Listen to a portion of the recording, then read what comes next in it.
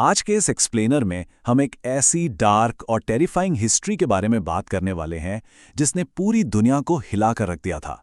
रियोमन Sukuna आखिर इतना powerful कैसे बना? आज हम एंशिएंट टेक्स्ट्स और इन कहानियों को डीप डाइव करके सुकुना की उस डार्क सच्चाई को समझेंगे। तो चलिए शुरू करते हैं। सोचिए जरा, 1000 साल पहले सिर्फ इस एक नाम को सुनकर लोग खौफ से कांप उठते थे।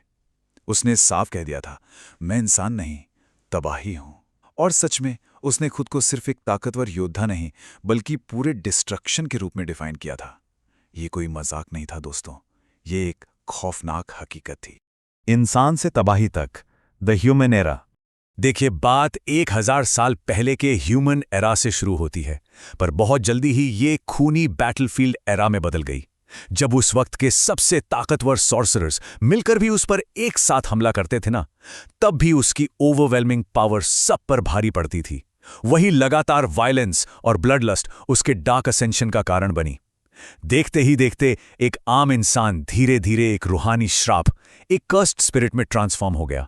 इसे रोकना नामुमकिन है, ये लाइन सिर्फ शब्द नहीं है, ये उन एंशिएंट सोर्सरर्स की निराशा और उनके अंदर बैठे हुए डर को दिखाती है। उन्हें जल्दी ही समझ आ गया था कि बैटलफील्ड पर जो आफत उनके सामने खड़ी है, उसे हराना तो दूर, रोकना भी किसी के बस की बात नहीं थी। और यहीं से जन्म होता है द अल्टीमेट टाइटल का, किंग ऑफ कर्सेस। इस दुनिया में सिर्फ स्ट्रांग लोग ही जीते हैं।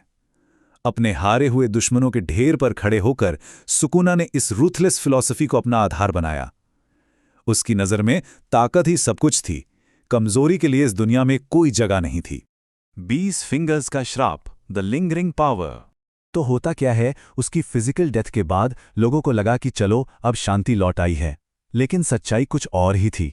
उसकी पावर इतनी मैसिव और अनस्टॉपेबल थी कि उसको पूरी तरह से नष्ट करना लिटरली नामुमकिन था, और इसीलिए उसकी उस अथाह शक्ति को ठीक 20 indestructible glowing red cursed fingers में सील करना पड़ा। और अब आती है सबसे टेरिफाइंग बात, जिसे हम कर्स्ड फिंगर कंजम्पशन कहते हैं। मॉडर्न एरा में अगर कोई इन छिपाई गई उंगलियों को खा लेता है ना, तो सुकुना की वो डार्क कॉन्शियसनेस उस नए होस्ट के अंदर तुरंत जाग जाती है। इन उंगलियों से जो डार्क एनर्जी लगातार निकल रही है, वो इस बात की पूरी गारंटी देती है कि किंग ऑफ कर्सेस कभी पूरी तरह से मरा ही नहीं। सुकुना की असली ताकत, बियॉन्ड ब्रूट फोर्स। उसका खतरा किसी भी आम दानव से कहीं ज्यादा बड़ा है। एक तरफ तो उसके पास अनमैच्ड फिजिकल स्ट्रेंथ और डोमेन एक्सपेंशन पर एब्सोल्यूट मास्टरी है, लेकिन ध्यान दीजिए, जो एक चीज उसे सबसे ज्यादा खतरनाक बनाती है, वो उसकी ताकत नहीं बल्कि उसकी टेरिफाइंग इंटेलिजेंस है। उसके पास दुश्मनों को एनालाइज करने का एक हाईली स्ट्रेटेजिक दिमाग है। जैसा कि उसका मानना है, मैं हर टेक्निक को समझ लेता हूं और तोड़ देता हूं। ये एनालिटिकल माइंड ही उसे एक पूरा नाइटमेयर बनाता है। सामने वाला चाहे कोई भी टेक्निक यूज करे, वो पहले उसे समझता है और फिर बहुत ही आसानी से शैटर कर देता है। एक लौता टक्कर, गोजो द मॉडर्न चैलेंजर। अगर हम मुकाबले की बात करें तो एक तरफ है रियोमन सुकुना का एंशिएंट कियोटिक डिस्ट्रक्शन, और दूसरी तरफ है सतोरु गोजो, मॉडर्न एरा के सबसे स्ट्रॉन्ग सॉर्सरर, जिनकी प्रिसिजन बिल्कुल अनटचेबल है और कर्स्ड एनर्जी पर कंट्रोल पूरी तरह से अनमैच्ड। ये कियोटिक डिस्ट्रक्शन और अनटचेबल प्रिसिजन का एक एपिक फेस ऑफ है। सतोरु गोजो का इस अल्टीमेट थ्रेट के सामने जो लेजेंडरी और फियरलेस रिएक्शन था ना, फाइनली एक वर्दी अपोनेंट। ये उनका एटीट्यूड और उनकी निर्धरता दिखाता है। ये एक ऐसे टकराव का रास्ता बनाता है जो आगे चलकर दुनिया हिला देगा।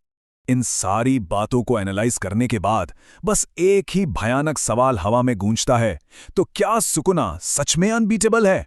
क्या वाकई इस किंग ऑफ कर्सेस का कोई अंत है भी, या ये तबाही अमर है?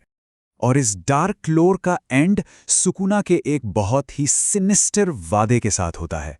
गेम अभी शुरू हुआ है। ये खून जमा देने वाला प्रॉमिस इस बात का सबूत है कि असली केओस और तबाही तो बस अभी आनी बाकी है। तो सुकुना इतना पावरफुल कैसे बना, इसकी ये टेरिफाइंग हिस्ट्री अब बिल्कुल साफ हो चुकी है। अगर आप जानने को बेचैन हैं कि गोजो और सुकुना के इस अल्टीमेट शोडाउन का फाइनल ट्रूथ क्या है, कौन जीता इस टक्कर में, तो चैनल को अभी सब्सक्राइब करें। मिलते हैं आपसे अगले विश्लेषण में एक नए डीप डाइव के साथ।